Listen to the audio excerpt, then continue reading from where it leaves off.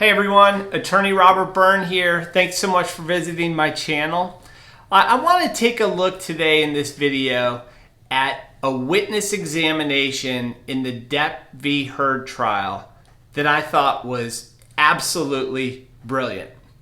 Now, everybody keeps talking about Camille Vasquez's cross-examination of Amber Heard and looking at that, and that's getting all the credit for being really the most momentous and important examination that occurred in that trial. And that is probably the case in terms of what really drove the verdict that ultimately resulted. What I want to do today, though, is look at a witness examination that I thought was especially brilliant. It's also by Camille Vasquez, but rather than a cross-examination, it is a direct examination. So stick around, let's watch this. I'll break this down and I'm gonna, as I typically do, get in the weeds and kind of give you an insider baseball view of how this went down. Stay tuned.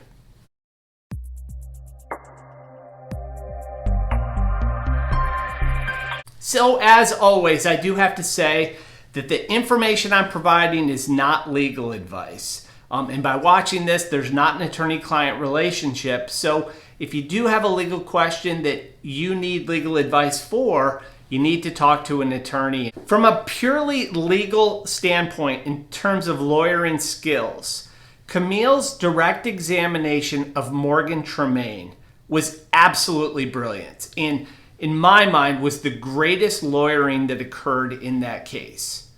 So to understand that, let's kind of set the stage and then take a look at that witness examination. So here's the issue that was presented at this stage of the proceedings in the court. There had been a video of Johnny Depp smashing up kitchen cabinets, and it ended up in TMZ's hands. TMZ released the video, showed it to the world, and it presented Johnny Depp in a very unflattering light. It showed him raging and basically saying nasty things and destroying property and just being out of control. At the Depp trial, a snippet of this video was played. So Johnny Depp's team accused Amber Heard of actually releasing this video to TMZ. So in response to this accusation from the Depp team, Amber Heard denied it. She said, "I did not leak the video. That wasn't something that I did. I wasn't a part of it." But because the case was so highly publicized, word made it through various channels to Morgan Tremaine, an ex-employee of TMZ, who had firsthand knowledge of who owned the video, how it was given to TMZ, and who provided the video to TMZ. But there's a problem with getting his testimony about who provided this information. First of all, it's more likely than not that he is bound by a non-disclosure agreement or a confidentiality agreement that he entered with TMZ, his employer. It's very important to TMZ that they keep their trade secrets and their sources and their proprietary information private. TMZ is technically a news agency, even though Depp's team did say this is not the highest form of news known to man. But nevertheless, TMZ has an interest in protecting its confidential sources as a news outlet. And that was something that they were very interested in trying to do, because they hear that their former employee is going to take the stand and is going to disclose one of their sources. So TMZ says, we have this confidentiality agreement with the source of this information, and we have an agreement where our employee or ex-employee cannot be turning over this type of information and disclosing it to the public at large. So TMZ finds itself in this situation where it wants to say, court, no, stop.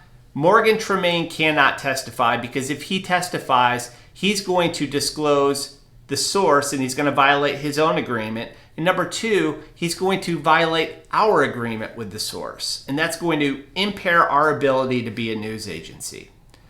So the way that TMZ deals with this is by filing what's called a motion to intervene. So the judge has a hearing, the judge denies TMZ's motion. So that means she's not saying that Morgan Tremaine is going to disclose the source, but she opens the door for him to be able to do so. That ruling seems to be a great win for Depp's team. They can put Morgan on the stand and they can ask him, who gave you the video? But there are 3 problems with that. The first problem is that even though Tremaine is not their client, they don't want to unnecessarily cause him harm. So they don't want him to run afoul of the protections of the non-disclosure agreement that he signed. But the second problem is this. If Morgan Tremaine has signed a non-disclosure agreement and then he gets up there and he violates that non-disclosure agreement by disclosing that Amber Heard was the source of the video, it undermines his integrity as a witness and it makes him look dishonest. He's made a promise to his former employer that he's not going to disclose certain information. But if he gets on the stand and breaks that promise, it's sticky. It doesn't look good. It doesn't look good for him, but it also doesn't look great for the Depp team. The third problem that the Depp team faced was that you have this stranger who's coming forward, and he's someone who is a complete stranger to Johnny Depp. He doesn't know him. They don't have a relationship. And that kind of plays into Amber Heard's argument that Johnny Depp has this power and this influence, and because of his wealth and all of those things, people do things for him. And so if this guy who he doesn't even know is willing to come forward, put his neck on the line to get sued by a litigious TMZ, imagine what those people who are close to Johnny Depp, who rely on Johnny Depp, if this guy is going to come in and do this for Johnny Depp, what else are the people who are closest to him willing to do? And so, again, the optics of it are not good. And so it's best to try to avoid that, to take out as much interest as possible that Morgan Tremaine might have in these proceedings. So based on these things, it was definitely in the Depp team's interest to avoid having Tremaine take the stand and say, yes, I got this video from Amber Heard. She's the one who gave it to me. So this sets the stage for Morgan Tremaine's witness examination. She has to ask very pointed questions that really establish all the points around the conclusion that she's trying to draw. And let's take a look at what happened to see how well she did that. Mr. Tremaine. Hello? Would you please state your full name for the record? Morgan Cliff Tremaine. And what do you do for a living? I produce esports events and design video games. And in 2016, what did you do for a living? I worked as the field assignment manager at TMZ. What is TMZ? TMZ is an entertainment news website and television show. And what were your responsibilities as a field assignment manager for TMZ? I was the go-between the news desk in the office and the reporters in the field, which you might know as paparazzi. And what were your responsibilities specifically as to the paparazzi? It would be to dispatch paparazzi to various locations based on tips or just direction dictated by having a list of sort of hot spots where celebrities would be. And how were those tips received? They were received either through tips that we received through our tip line or directly through news producers in the office. And were tips frequently received directly from sources? Very often the case, yeah. And who were the type of sources that TMZ received tips from? They would receive tips from, oftentimes it would be publicists, managers, agents, or B-list celebrities. Lawyers? And lawyers, definitely. How are tips verified? Tips are verified by an extensive process. If they come in through our tip line, we have to verify who sent it, that the source is truthful, and so they have to add their contact information, which is a field in that on that website for like name, phone number, things like that. And how long did that process typically take? If we receive a tip through the tip line, it could take a while because that would need to be, if it was a tip, we would need to verify it. If it was media, such as photos or videos, that would need to be extensively verified to ensure that the person sending it is the copyright holder and that we would have the legal ability to air it and distribute it. So this is some critically important information for his testimony. What the witness just said is that TMZ has to make sure when they receive information that they properly vet it. And so they have a process that they use. And when they receive, say, photographs or videos, which is primarily what they deal with, because after all, they're taking information that comes from sources, and it's usually going to be photographs or videos. They want to make sure that they don't commit any copyright violations. So they have a process that they use to make sure that they have the legal right to actually use the materials that are given to them. And while working for TMZ, were you involved in any assignments related to Ms. Heard? I was. What was the first time you recall working on an assignment related to Ms. Heard? I believe it was May 27th, 2016. And what was your role in that assignment? For that, Ms. Heard was filing a restraining order at a courthouse in downtown Los Angeles. So I dispatched camera people to that location. Under what circumstances would you normally send paparazzi to a courthouse? Only if we had been informed prior. It's not by any means a celebrity hotspot. We would only ever send people there if we had been tipped off that something was occurring and there was somebody present there. So this testimony is showing, of course, that yes, they showed up to the courthouse. It's not a hotspot.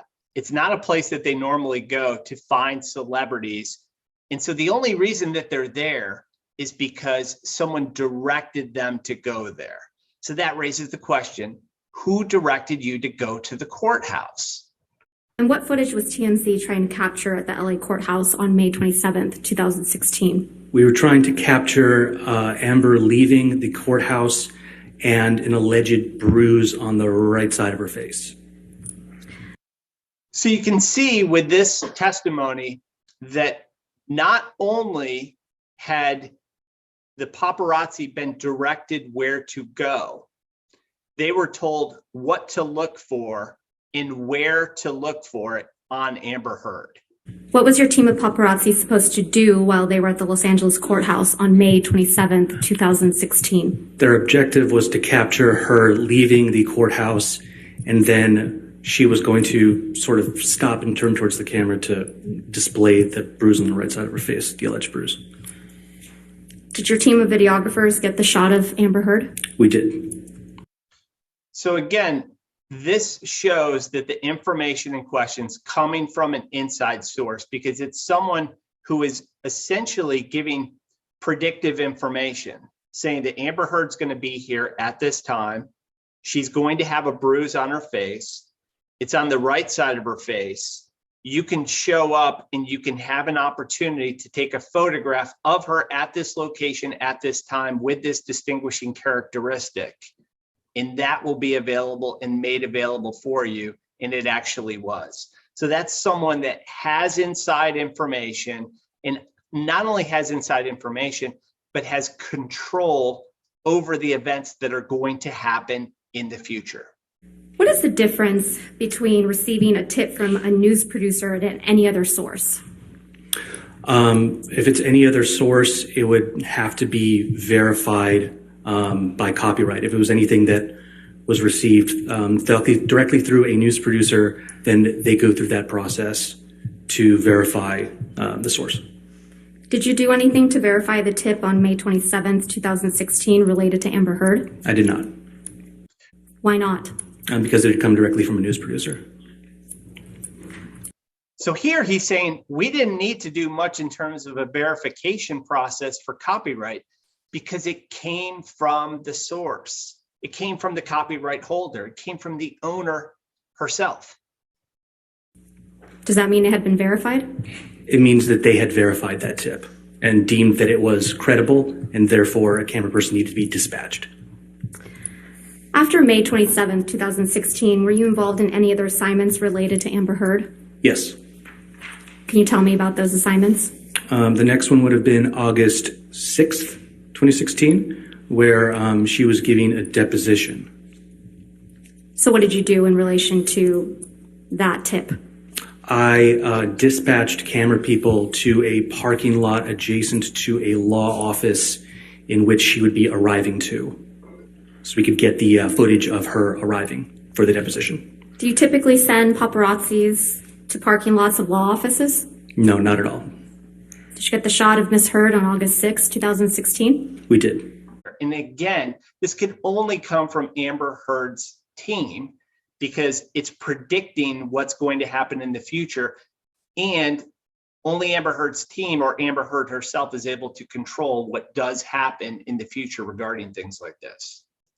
After August 6, 2016, were you involved in any other stories involving Miss Heard? Yes, I was. And what story was that? On the 12th, we received a video depicting Johnny Depp slamming some cabinets that was captured by Ms. Heard. And what day was that? I believe that was the August 12th. Of 2016. So what's important about this particular exchange is Camille is now establishing this is the third contact, and she's already established really with the first two that it could only come from Amber Heard's team.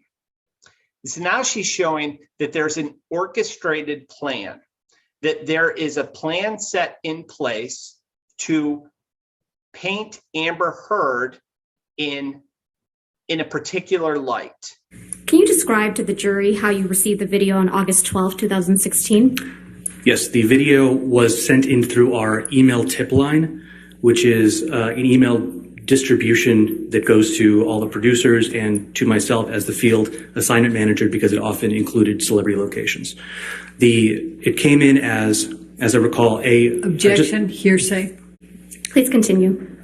So I received that email and it included a link from some unknown Dropbox type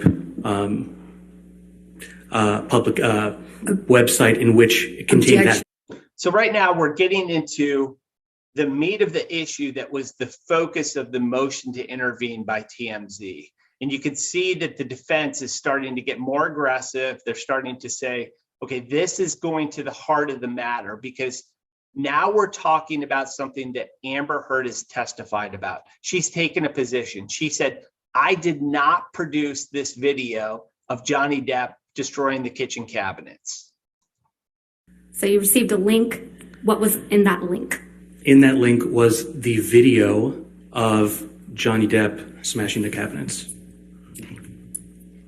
And you received this video in your inbox, correct? I did. What did you do once you received that video? We downloaded it. We alerted the web editor who was sitting next to me at the time. We downloaded it and then were instructed by the news producer to do what we call slap bumpers and a bug on it, which is putting the dun dun dun at the beginning end, and then putting a translucent watermark over it, which indicates copyright ownership. After you did that. Okay, Camille just did something that was so great right there. So a couple of things just happened. He said, we put our stuff, TMZ put their stuff, their mark on this video because we own the copyright. How do they get the copyright? Only the copyright owner, the original source, the original owner of that copyright. They're the only ones who could provide that, who can exchange or assign the title to that copyright. And that's just happened here. And that's critically important as we're about to see. But one of my favorite things that you just saw is how Camille used a pause. She let it sink in. So he testifies, he gives that killer statement, which is kind of dry information, but it's so critically important. And she lets it echo, if you will. And that is such a valuable skill. It's instinctually incredibly smart and savvy by her. And she's going to do it a couple of more times. I'm going to play through them. You might want to, on this particular video, listen to how long she does that. Was it posted? It was posted, yes. Where was it posted? It was posted to tmz.com. Did you do anything else related to Amber Heard on August 12, 2016? Yes, I received a tip that Amber Heard would be arriving at LAX, and so I dispatched camera people to film that exit, or her arrival to LAX, rather. And why did you do that? I was instructed to. How long does it take to post a story after media's been received by TMZ? After media's been received, it could take any length of time depending on who owns the copyright. How does TMZ obtain copyright over images and videos? The only way to obtain copyright over media would be if we shot it ourselves, if it was sent to the tip line, source verified that it was from the original copyright owner, and then either purchased from that person or given to us. And then the third option would be if it was directly given to us by the copyright holder, like a direct source. This is bringing that last bit of testimony into a new light, where he's saying we can get the copyright in a couple of different ways. There's some easy ways, such as when the copyright's assigned to us. There's some more difficult ways that require us to conduct an investigation of sorts. So now Camille's going to say, well, which one of them was it? And how long does it take to copyright something TMZ has received through the tip line? It can take a while because you have to extensively verify that that person owns the copyright. And then possibly, it depends also if you can even get in contact with the person, because they might not be super responsive immediately via phone or email that they provided. And then potentially you'd have to enter a negotiation with our clips and clearances department to figure out the cost of that media. How long does it take for TMZ to obtain a copyright over something received directly from a source? Something in the realm of 15 minutes just to do what I described before, which is putting bumpers and a bug on something and write the article and post it. It's pretty fast.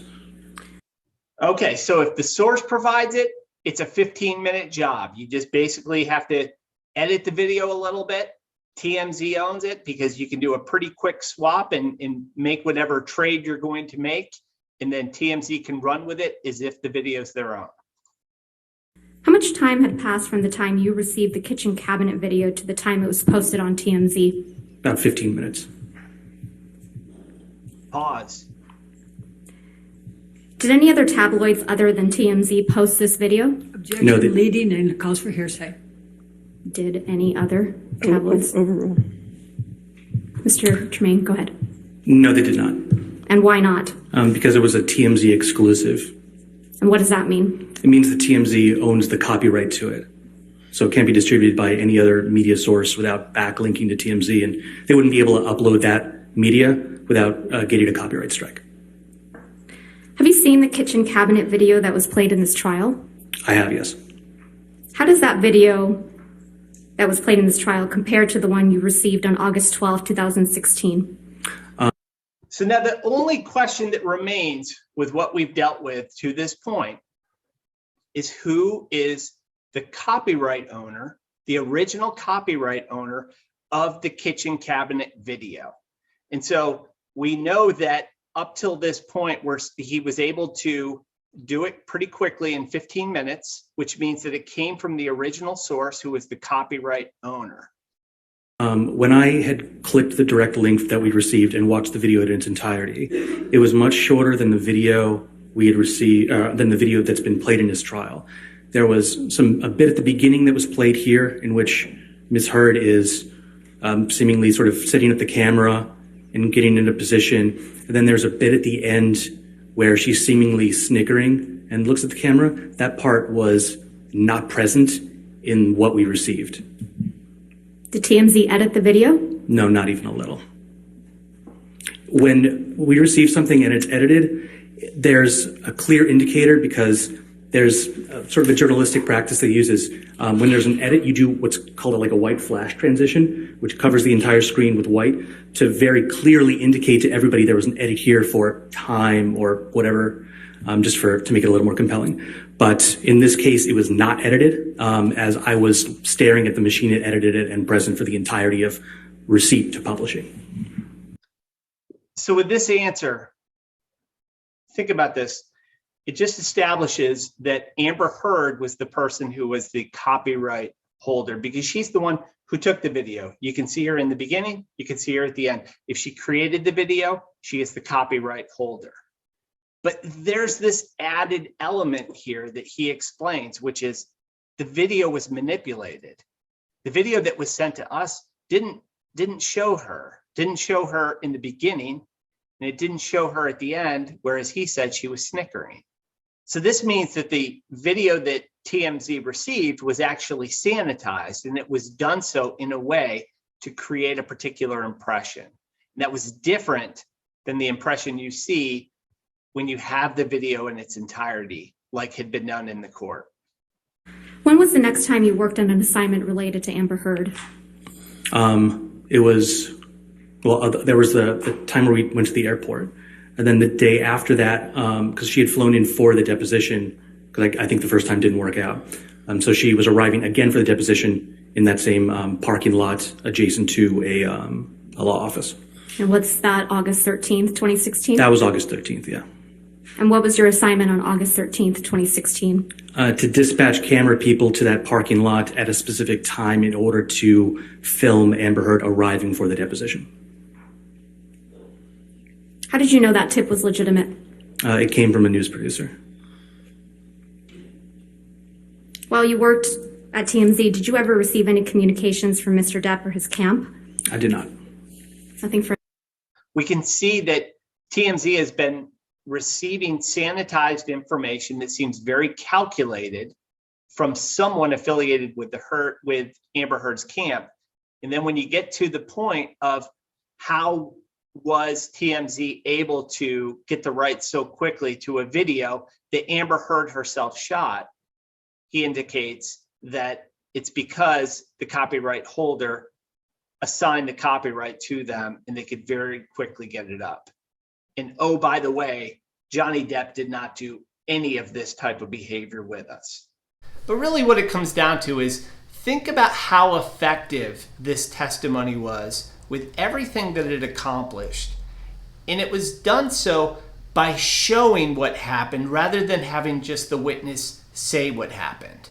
If they just put him on the stand and he said, I was an employee of TMZ, I was given this video, it came from Amber Heard. If that was the direct examination, it would certainly have power, but it wouldn't be all that compelling. But the way this was set up by Camille was extremely compelling because it let the jury reach the conclusion on their own. It's Camille saying to them, don't take my word for it. You don't even need to take his word for it. You can see for yourself. You can see for yourself that the evidence leads to only one conclusion. Showing something is always more powerful and persuasive than just telling someone about something. And that's exactly what Johnny Depp's team did here. I thought that this was just a truly magnificent and masterful direct examination.